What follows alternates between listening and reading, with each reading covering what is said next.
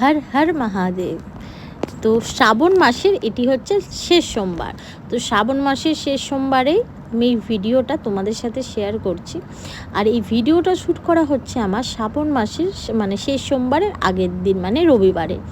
তো রবিবার দিন আমি বেরিয়ে পড়েছিলাম শিবের মাথায় জল ঢালবো তার প্রস্তুতির জন্য।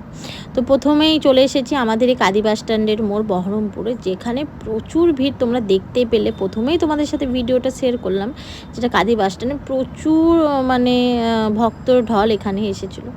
তো আমিও চলে এসেছি এখানে গঙ্গার জল ভরার জন্য, কারণ এখান থেকে জল ভরেই আমি আমার ডেস্টিনেশনে যাব, যেখানে জল আমি ঢালতে যাচ্ছি।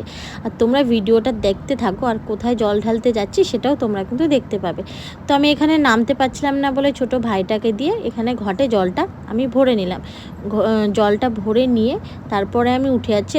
আর তোমাদেরটা দেখো কি পরিমাণে এখানে ভিড় ছিল, মানে সত্যি বাবার ভক্তরা কিন্তু গরম বলো, ঠান্ডা বলো, ঝড় বলো, জল বলো, কোনো কিছু সব কিছু উপেক্ষা করে কিন্তু বাবার কাছে ঠিক পৌঁছে যায়।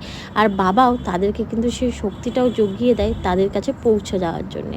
তো এই গল্প করতে দেখো এবার আমি কিন্তু শুরু করে দিলাম আমার যাত্রা, বেরিয়ে পড়েছি। আর এই হচ্ছে আমার যাওয়ার রাস্তার চারিদিকের প্রকৃতির দৃশ্য, এত সুন্দর, এত মনোরম দৃশ্য।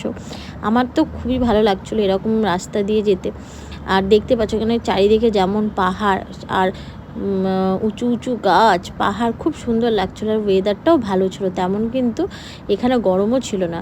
এবার যাওয়ার পথে একটি নদী দেখতে পেলাম, যেটা দেখতে অপরূপ সুন্দর। তো সেটাও তোমাদের সাথে শেয়ার করলাম। এখানে দেখছি প্রচুর ভক্তরা কিন্তু এখানে স্নান করছে জল ঢালতে যাওয়ার আগে। আমি এখান থেকে স্নান করিনি, তো আমি ভিডিওটা করলাম জাস্ট ছোট্ট করে। আমি জানি না নদীটার নাম কি, বাট দেখতে খুব ভালো লাগলো। তো আজকে এইটুকু ভিডিও শেয়ার করলাম, নেক্সট ভিডিওটা আসছে।